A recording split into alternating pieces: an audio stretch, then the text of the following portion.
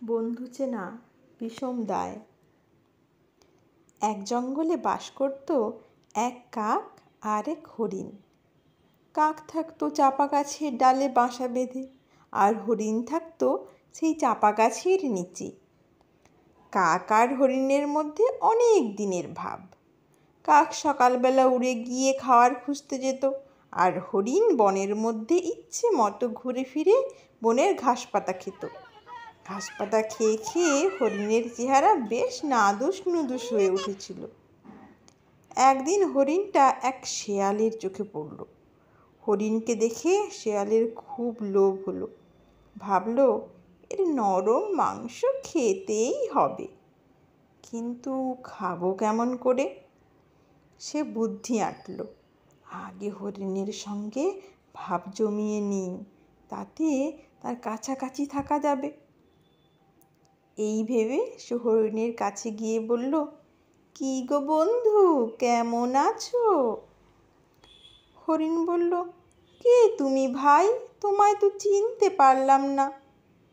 শেয়াল বলল, আমি এক শেয়াল, এই বনেই থাকি, কিন্তু আমার কোনো বন্ধু নেই। বন্ধু ছাড়া কি বাঁচা যায় বলো?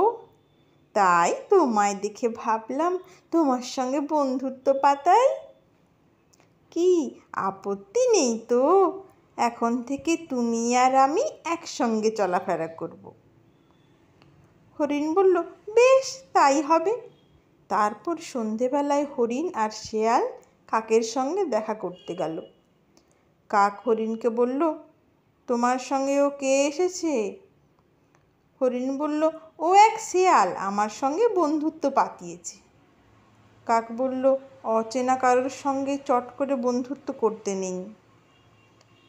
কাকের কথায় শেয়াল খুব রেগে গেল, কিন্তু রাগ চেপে মিষ্টি গলায় কাককে বলল, ছি ভাই, এটা তুমি কি ঠিক কথা বললে?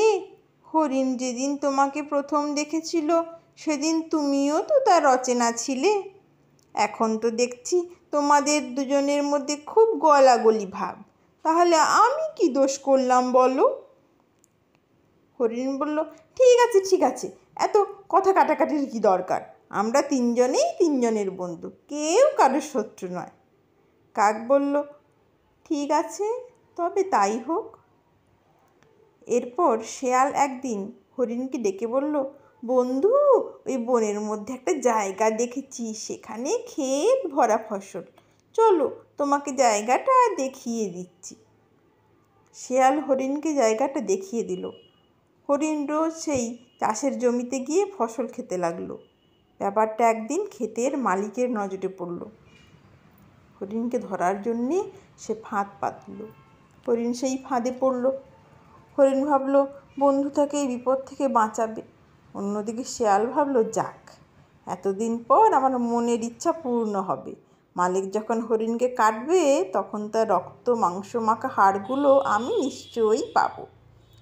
হরিণ শিয়ালকে ডেকে বলল, বন্ধু, আমাকে শিগগির বাঁচাও, আমার বাঁধনগুলো কেটে দাও। শিয়াল বলল, হায় হায় বন্ধু, জালের বাঁধনগুলো তো পশুর নাড়ি ভুঁড়ি দিয়ে তৈরি। আজ রবিবার, রবিবারে তো আমি দাঁতে মাংস কাটি না, কাল সকালে কেটে দেব, কেমন? তুমি চিন্তা করো না। এই বলে সে কাছাকাছি গিয়ে লুকিয়ে রইল। এদিকে সন্ধ্যা হয়ে গেল, হরিণ তখনও বাসায় ফেরেনি। কাক তাকে খুঁজতে বেরোলো। খুঁজতে খুঁজতে হরিণকে দেখতে পেয়ে বলল, সেই ঠগ শেয়ালটা কোথায় গেল? হরিণ বলল, এতক্ষণে বুঝেছি, আমার মাংস খাবে বলে আশেপাশেই কোথায় লুকিয়ে আছে। কাক বলল, আমি তো আগেই বলেছিলাম, যে আড়ালে ক্ষতি করে কিন্তু সামনে মিষ্টি মিষ্টি কথা বলে, তাকে একেবারেই আমল দেবে না। এদিকে সকাল হতেই ক্ষেতের মালিক লাঠি নিয়ে হরিণকে মারতে এলো। কাক হরিণকে বলল, তুমি পেট ফুলিয়ে পাগুলো টান করে মরার মতো শুয়ে থাকো, আমি যেই কা কা করবো অমনি ছুটে পালাবে। ক্ষেতের মালিক হরিণকে দেখে বলল, এ যে দেখছি নিজেই মরে পড়ে আছে। এই বলে সে হরিণের বাঁধনগুলো খুলে দিল। সুযোগ বুঝে কাক এবার ডাকতে লাগলো। কাকের ডাক শুনে হরিণ লাফিয়ে ছুটে পালালো।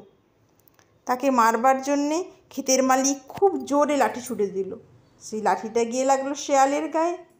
লাঠির গায়ে শিয়ালের প্রাণ বেরিয়ে গেল। একেই বলে লোভে পাপ, পাপে মৃত্যু। নমস্কার। কেমন লাগলো গল্পটা অবশ্যই জানাবেন।